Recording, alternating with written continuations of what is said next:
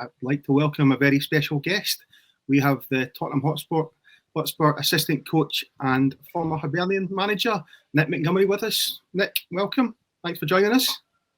Thanks, Scott. How are you doing? I'm good. Yourself? Yeah, good, thank you. Have the Europa League celebrations finished yet, or are they still ongoing?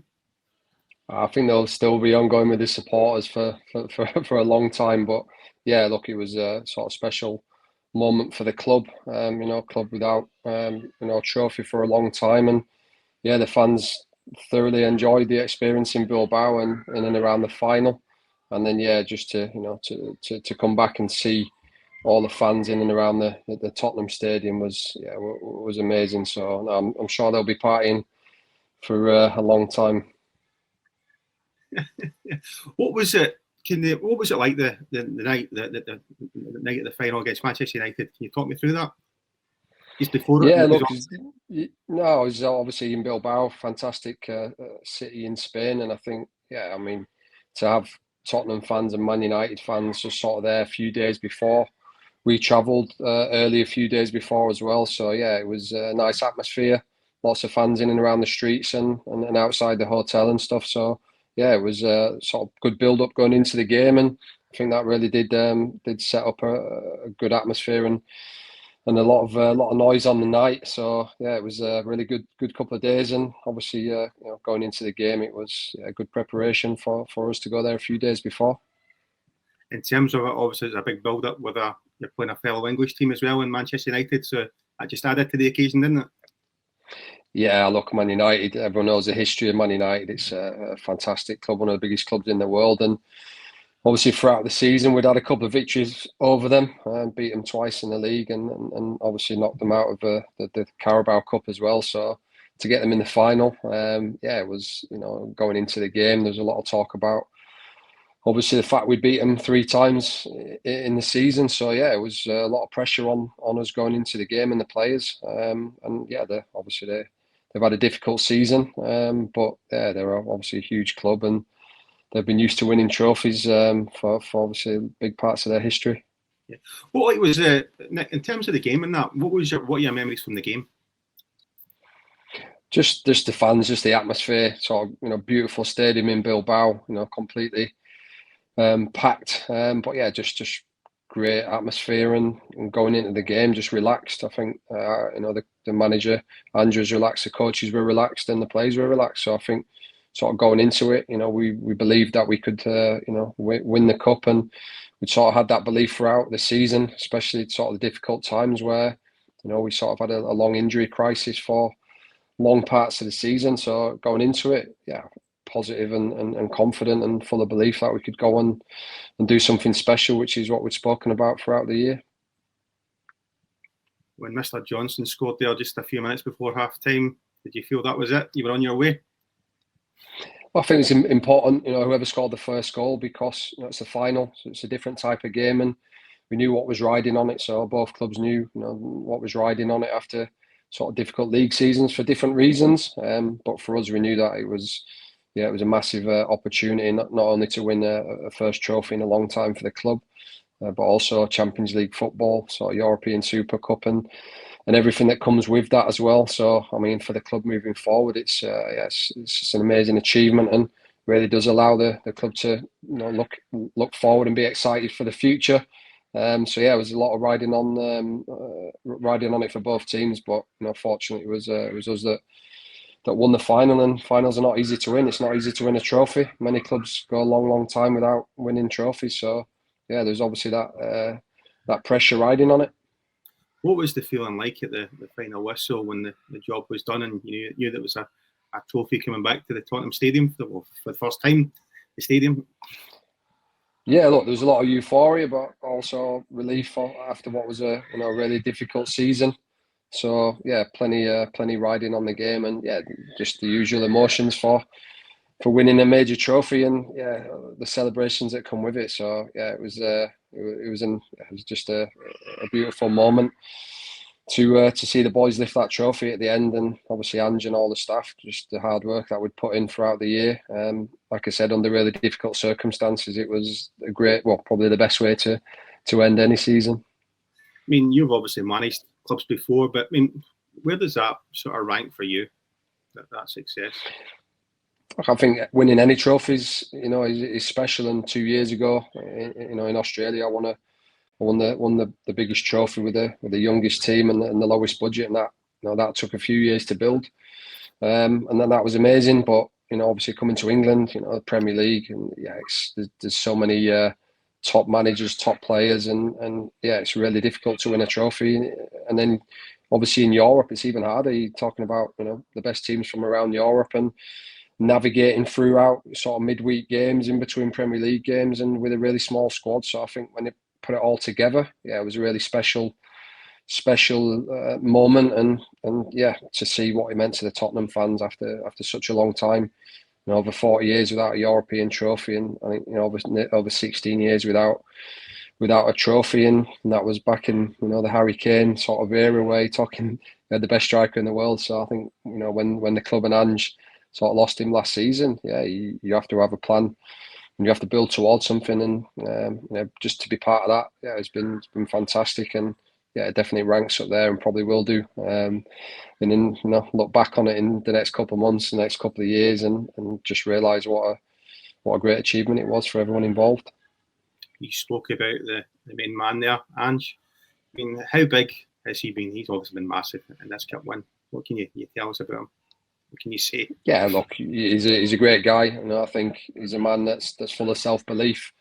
He's been around the world and won trophies. So to work alongside him and get the opportunity to come to a club like Tottenham in the Premier League and Europa League, and he always had the self-belief that we could do something special this season. And when I accepted to come as his assistant, it was a great honour, but also we spoke about doing something special. And again, I think no one can deny what we achieved was special, and I don't think any Tottenham fan would argue any differently. Although it was a difficult season in the league for many different reasons, most notably a long sort of injury crisis that virtually went on the whole season. So when you put all that into context, to see how he sort of navigated through that and how the coaches supported him and been an assistant to him, I felt it was a great opportunity for me to come and work with him and work at the highest level. And that's why I chose to come here and sort of turn down offers to go straight back into management when I left Hibs.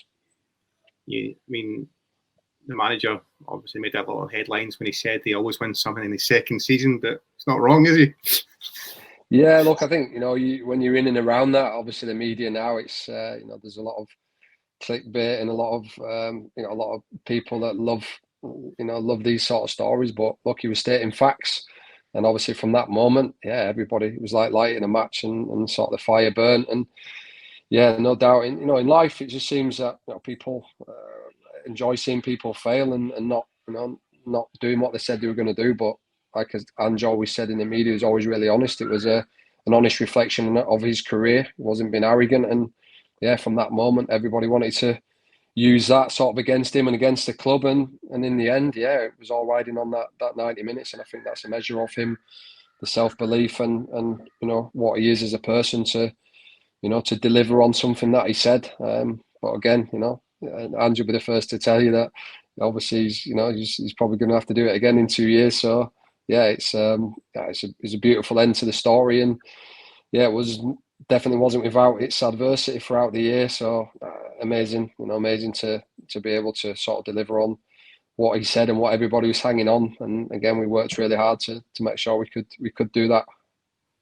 Like, we obviously saw a lot of Ange Postecoglou up here. He did really well with Celtic. We knew what he could do. He was at one on that. But what's he like to work with as a manager, and what do you learn from him? Because he's hugely experienced, and he's won trophies basically all around the globe.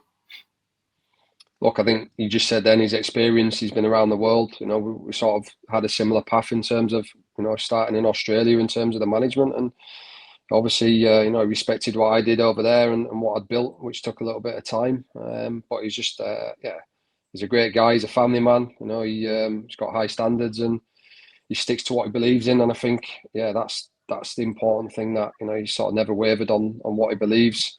And even during the difficult times, he led the group led the club through through a few crises throughout the year in terms of squad availability and injuries. But look, everyone has injuries, and I've obviously been a manager and a coach and a player. Yeah, sometimes you have injuries, but yeah, this was something else in terms of the amount that we had this year and the amount of sort of main players that we had missing for long periods. So the way he navigated that and led through that was obviously a great experience to be in and around that and help. And in the end, to do what we did was something that we'll always cherish. Nick, can I ask? I mean, you obviously said you had chances to go back straight into management after you left Easter Road. I mean, how did the Ange Postecoglou Spurs thing come about, if you don't mind me asking? Yeah, so obviously when I left Hibs, I had quite a few offers straight away to go back into management, and I was sort of deciding on what path I wanted to take. And obviously in the UK and overseas where I had the offers, and yeah, I was sort of a big believer in things happen for a reason, and sort of the timing. I'd just left, and Chris Davis was just about to go to Birmingham City, so I had a quick conversation with Ange. He was on holiday, I was on holiday, and he said, look, there might be an opportunity coming up. I should know in the next 24, 48 hours. And so we spoke about football and sort of, just what happened throughout the season with him and myself. And he said, look, give me 24, 48 hours and I'll get back to you. And then, virtually I put a few offers on hold that I had pending because I knew that if that opportunity came, I wasn't going to turn it down. And 24 hours later, Chris Davis moved to Birmingham. That became sort of in the media, and that's when he sort of offered me the assistant role, and I didn't really have much to think about. I accepted, and we had a really good conversation for about an hour, and that was it. And I just remember us saying, look, it's it's a massive challenge. It's a huge club. It's desperate for success, and we've got an opportunity to try and do something special. So I'd sort of had a bit of a relationship with Ange from the time in Australia. I'd followed what he did. I played against his teams. He'd sort of managed against teams I played in, and then he obviously followed what I did in terms of building the team that I built out in the A League that went on to win the league. So it was really complimentary about that, and still follows the A League. And I think it's been a lot of players that have come out of the A League that have gone on to do really well. So it's a really good league. It's just the other side of the world, and probably doesn't get the respect it deserves, but we obviously have that connection from what we did in Australia, and both champions of Australia in different situations in terms of the teams that we managed. And I mean, you've managed on both sides of the globe, but does Ange talk much about his time at Celtic up in Scotland? Yeah, Ange loved his time at Celtic. I think he cherishes them times, and Celtic's it's a massive club, but it's used to winning. And when you go in there, the pressure on is that you continue that trend and you have to win. And Ange did that, and probably people doubted him. He's always watching. He's always watching the Celtic games and the A League games and the Japanese games. So we always have them on in the coach's office. And he obviously really enjoyed his time there, and no doubt he's really happy for the success again this year. In terms of obviously you're settled at Tottenham, you're doing well under Ange. Long term, I'm not saying the next year or so, longer term, do you see yourself getting back into the managerial hot seat in your own right? Yeah, definitely. And when I came in and spoke to Ange, we spoke about his journey, and he'd been a manager, gone back to being an assistant in the national teams, and then back to being a manager, and obviously learned a lot during them time. So when we spoke about that, for me, obviously there was no other decision to make but to come and support Ange at Tottenham, which is one of the biggest clubs in the world. So to come and do that, it was something that I've extremely enjoyed, and I'll continue enjoying until